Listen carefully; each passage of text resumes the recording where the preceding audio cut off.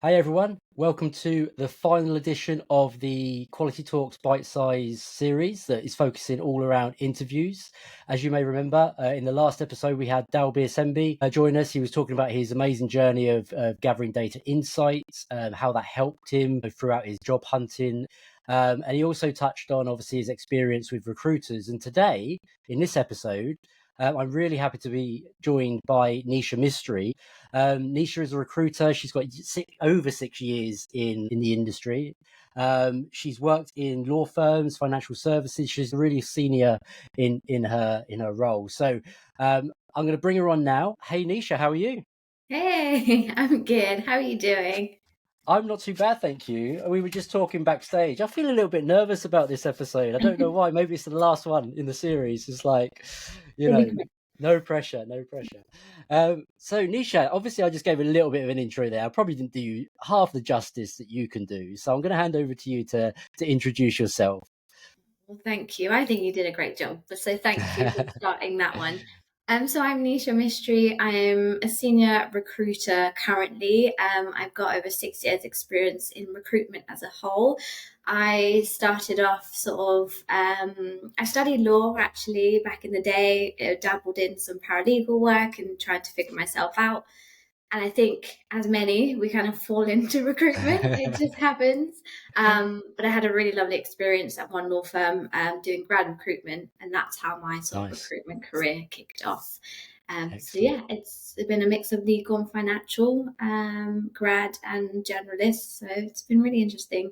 Excellent. And on top of that, I have another little side thing. I'm also an artist, advocating for art and mental health and to raise awareness for suicide awareness too. So That's yeah, I'm very amazing. excited to chat to you today.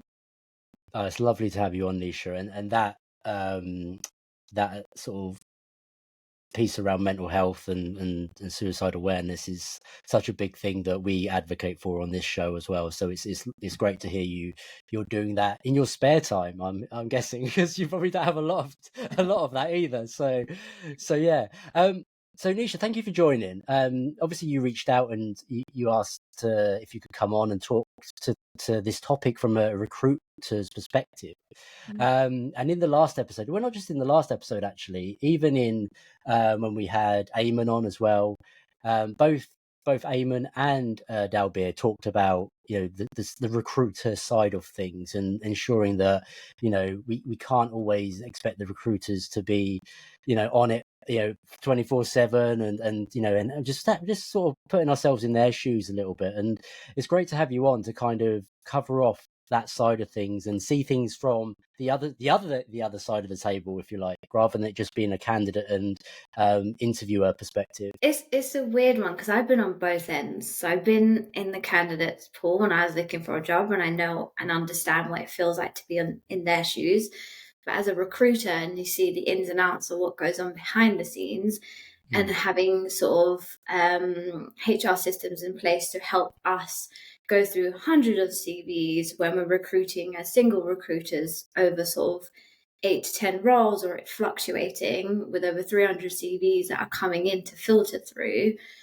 It's hard to always put that human touch to recruitment Yeah. and provide that level of service to everyone. I mean, if it were up to me, I would spend so many hours giving that level of attention and wanting to offer everyone a job. But there are hard parts of the job, and sadly that comes with having to rely on systems and softwares to give those generic, I'm sorry you weren't successful emails, and not be able to give that time. So yeah, it's not always easy, and Mm.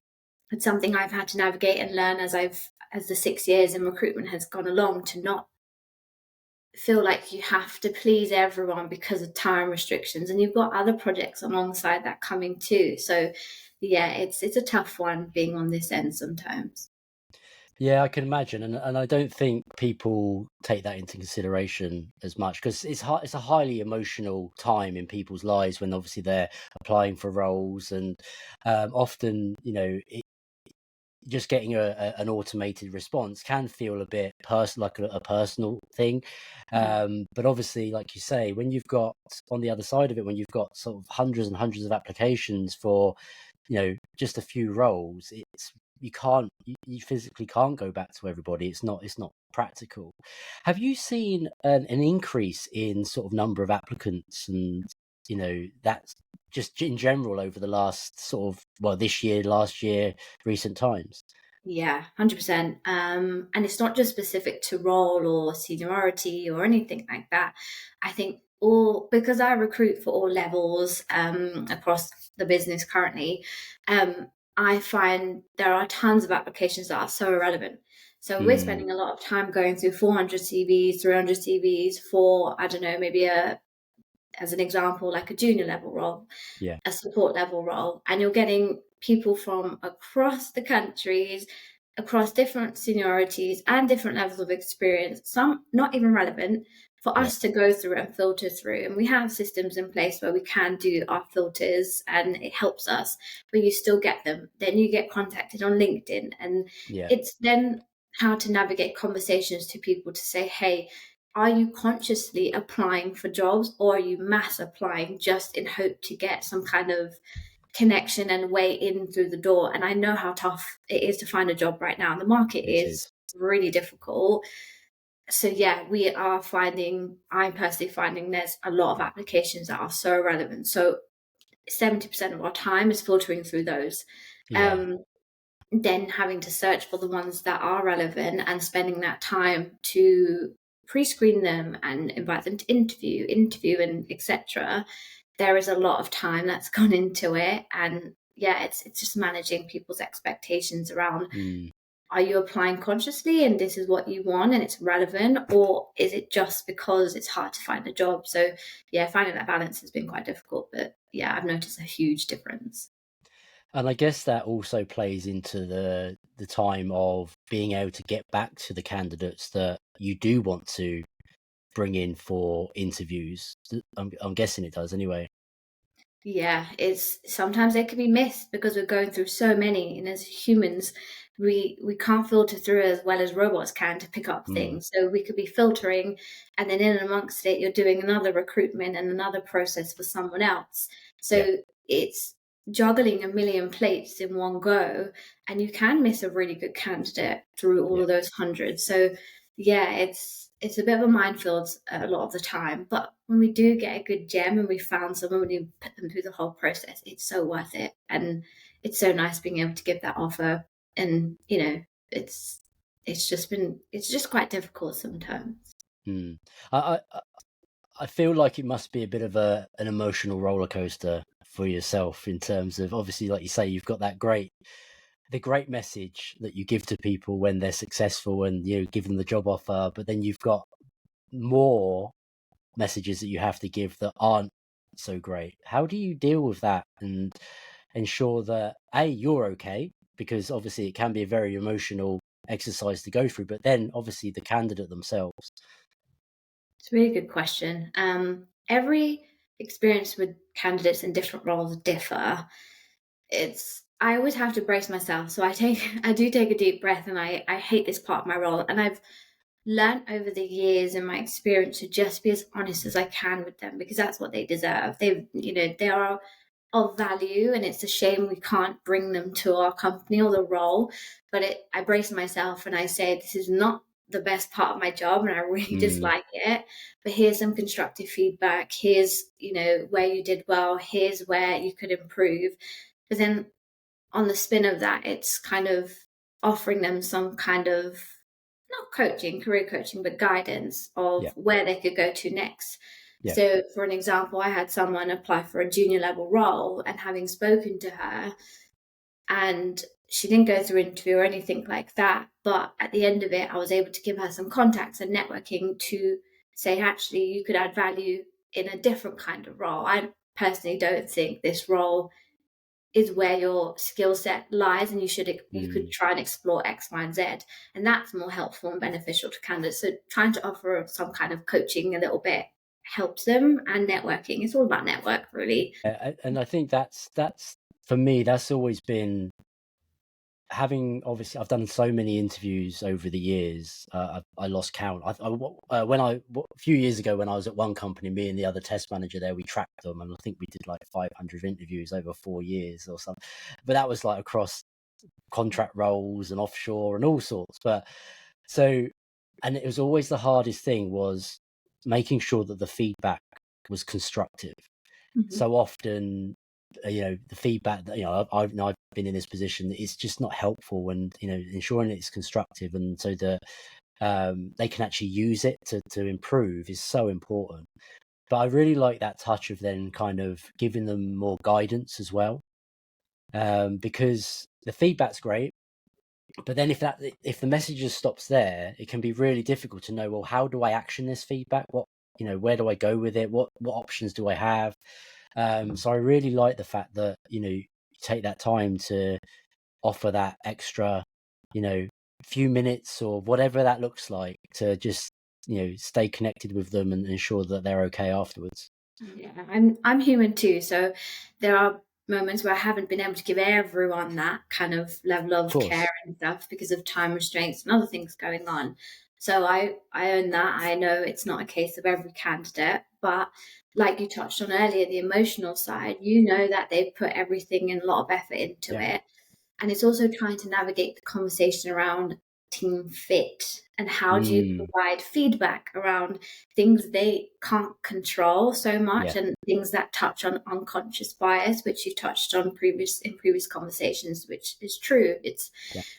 team fit is really about values, it's about personality, it's about aligning with the company as well. But Yeah. unfortunately, with the unconscious bias, it touches on characteristics and things that shouldn't necessarily come into play, but it does. Yeah. So that I find really difficult when it comes to debriefing after and saying they weren't quite the right fit. And you're like, what do you mean by that? Yeah. Because as a recruiter, I have to translate that somehow, and it's not Exactly. fair to judge based on tiny things or things they can't control, an accent or things that you don't want a clone of people. You want Mm. diversity. So that is a challenge, and it's a behavioral thing, which I think still needs work. So yeah, it comes down to the values and maybe more the technical aspects, but yeah, I find that really difficult as a recruiter.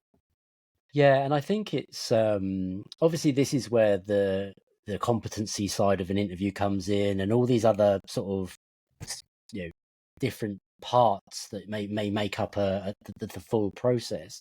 The idea is obviously to then make it easier to be able to give constructive feedback rather than just going, well, they're not really a team fit, and it's like Mhm. you know, and it sometimes you literally when you're in a position where you're trying to choose between two people, it's really hard to kind of just say, make a decision.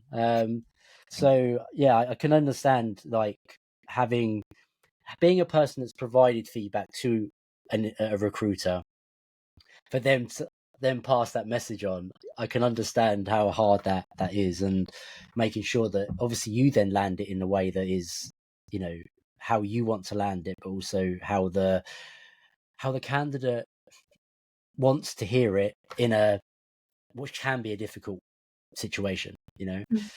Um, Obviously the you mentioned earlier about obviously you have to go through a number of CVs, etc., etc., and you get a lot of people that apply, like mass apply and stuff, and it's understandable in the industry how it is right now. People are in a case where they're just trying to get a job and they can't get a job at all, and it's really sad to see. But what sort of advice would you give to people when applying for a role to make them stand out more so that they don't slip through the net when you've got such a small amount of time to pull their CV out of a pile of however many? It's what I find and what my eye goes to is not to be afraid to show some of your personality or your authenticity in your Mm, CV. We have all these generic templates which look all the same. So when we're reviewing and they look all the same, it doesn't show us what your personality is and what is important to you. So also making sure like your values and qualities and skills that you find for you is really important and you value that massively, put that on the top. yeah. Shout about it. I want to know what your values are so we can see if it aligns with our company and our Mm, values. adding, they say when it comes to color and that quirkiness, but depending on the role, if it's marketing, if it's some kind of like creative company, go for it. Really Yeah. show your personality in a structured way that when we're looking, things that are in plain sight as soon as we click on it, we spend about 30 seconds to a minute reviewing CVs. It's Mm, the top bit where your eye goes to, make that captivating, make your experience really relevant at the top, remove anything that is from years and years ago that have no relevance to the job. yeah. And I'd recommend having a couple of versions of your CV. So if you're applying for certain industries, make CVs just relevant for that industry Hmm. so that it's tailored and they've taken the time out to do that. When we see generic CVs or it's got so many things on there that it's not relevant, it's going to be completely moved on. So yeah, don't be afraid to show your personality. We want that, and we want that then to come across an interview. Yeah. Um, Key skills, qualities, and just relevant experience at the top so we can see it. It just makes it easier to review and go, hey, you know what? They've really applied and they're really relevant. We like them. Let's progress. So yeah. I like that. I like color. I have to admit, I like anything that. I mean, look at my background. I like color. So yeah, those people that are listening on audio have no idea what's in my background, but it's very colourful. Let's put it that way. Um, yeah, anything that sort of jumps out, and same sort of thing I've seen over the years going through CVs. They are very samey. The templates are the same. There's so many online CV creators that you can use now. I'm just thinking. AI blurbs at the moment. The Oh yeah. generic blurbs. So Don't how? do that. No, yeah, that's the other thing, isn't it? It's like, how do you filter that? Do you filter that, or is that still human Some effort? of it's human, depending on the role. So more junior roles, I'm finding is becoming more generic. AI sort of Okay. written, and Mm, we test that. I test that when I'm asking about their CV and experience to talk about, their little blurb about themselves, and you can see if it doesn't align with what they've written or how they mm, speak as well. But when you're looking at a CV, if it's there's some undertone. I don't know if it's just me, I can pick this up, but it's an yeah. undertone you can sense. It just sounds a bit robotic. And you're like, they've all written the same qualities or the same skills. And I'm like, Mm, where's the individuality? Where's the uniqueness in yes. what you can offer? So yeah, please avoid that. And utilize your brain. Your brain is so powerful. Like Yeah. it makes you you. And yeah, that's what It, I like to see anyway. yeah. It feels like sometimes people are scared to show their personality, and I think, like, coming back to your point, no, show your personality, bring it through. It should be at the forefront of the CV, however you want to show that, because that's what will help you stand out from other people. So yeah, and if what's the process look like from your perspective then, once sort of a candidate is does get a big thumbs up on that CV and you speak to them for the first time? What are the things that you're looking for then to kind of see, okay, are they, obviously that first screening call, and then obviously whether they go forward? What are the things that you're looking for, and any advice you can give? It's a good question. So when we're vetting or doing a pre-screening, I like just human nature touch, like human Mm, connection, that personality, that kind of, they really can answer me when it comes to why have you applied? What um is it about the firm that you've applied for that really stands out to you? Do your values align? What are your values? And I kind of question them around what theirs are and have they looked at the company to know whether mm, they've actually done their research as well. yeah. It then shows their interest in the company itself. Then talking about sort of them as people, what they like to also do outside of work, Yeah. what makes them them. And then I can kind of picture whether I can see them in this company, in that team specifically, how they are, and having got to know the people I work for, what they really need and what they gel with. But those calls are sort of half an hour. It's really just to bring me up to speed to their experience and knowing their experience is relevant. And Mm, then querying some competencies with them and kind of going through what's really important for them. And then they ask some questions to us about the company. And it's when they have questions to ask and take the time to look at the website, it's, for me, they've done their research, they are invested, and they're Yeah. worth then seeing for an interview. And yeah, it's whether we click with them or not. Yeah, that's really important. I was going to come on to that actually, about actually people asking questions shows how engaged and in the role they really are. So and I know earlier in the episode with Eamon, he was saying about do your research on the company and such like. Can I ask though, was he the recruiter that he was speaking about that he had such a great experience with? Yeah, Yeah, he was fantastic, I thought he brilliant. might be. I thought he might be. He was brilliant, honestly. The vulnerability, the openness, any company is so lucky to have him. Mm, But the openness and vulnerability, he really showed his authenticity. And I yeah, love that. And I had to praise him throughout the interview because it nice. was just, you know who he is. Yeah, And, yeah, he was great. So yeah, it was no, me. that's great. Yeah, yeah, yeah. So yeah, it's I love seeing that as well. I love seeing the real side of people in an interview, and I always try and just make them feel as relaxed as possible to just to be themselves. Um, and I'll always have a laugh and a joke, and yeah, it just I don't take things too serious, and that's you know maybe that's a bad thing. I don't know, but yes, it's always something I make sure that these people feel comfortable, and they feel like they're having a conversation where they can just open up. Um, It's down to interest. us recruiters and people who are interviewing to give that level of warmth. Like Mm, there was I think you talked about smiling, just a simple yes. act of smiling and creating that warmth because they're Yeah. nervous too, and it's 100%. you only get the best out of people if you make them feel safe, and that comes down to trying to regulate their like feelings around being nervous and wanting to be the best they can in interview, and Mm, they've done all their prep work and stuff. But yeah, it's also accountability on our side as recruiters to make that environment safe for them. yeah. No, very much so. And obviously, you mentioned earlier, like I don't know if it was when we were talking or when you did your intro about coaching. And I'm really interested to know, does coaching play a part or does it help you with your role as a recruiter? Yeah, it massively does. It's more around learning to ask the right questions and Mm, harboring a really safe space for them to kind of tap into that intuitive nature that we have, our instincts about people. And that only comes from being able to ask the right questions and yeah. probe deeper. And this is where I find as recruiters, we need that skill of active listening, which I feel like is disappearing really fast at the moment. This Active is, listening yeah. and also empathy. Because how would you feel if it was on the flip side? It's Mm, as soon as someone's taken an interest in and being asked the right questions, you notice a difference in them. Then you can guide them in the right direction. But it's as coaching side, it's just asking the right questions and enough to build that connection to then go, hey, I can point you in this direction, or this direction seems right for you. So yeah, definitely plays a massive part.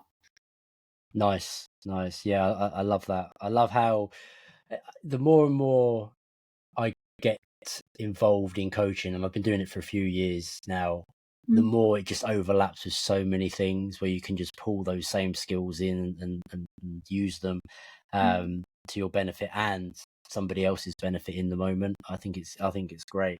Um, from a just coming back to obviously, you know, the interview process itself, um, and you know this series is obviously about interviews and kind of just the process around interviews and stuff like that. What do you think makes? I know you touched on it in terms from a screening perspective, but have you got sort of any um, sort of experience of you're actually been recruiting for a role for your team, or what does that a good interview process look like from your perspective overall? I think depending on how many processes you have, like I think the two interviews as a process is enough because Mm, anymore it's it's overwhelming for candidates as well to have more than maybe two or three.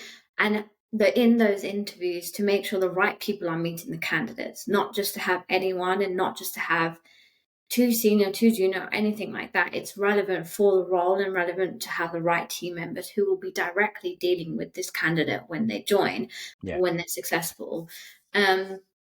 I think having the right questions as well, so the balance between competencies and technical abilities is really Yeah. important.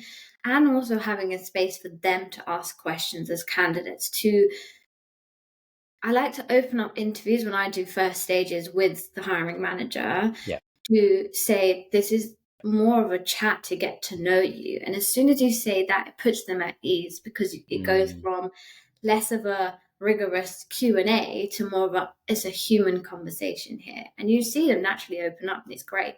yeah. So I think fewer processes, so it kind of is a short, sweet kind of length of time that you spend with them, but it makes them feel like the process is moving. Any longer it can delay it, and then you can kind of lose that sense of connection and hope on that side too.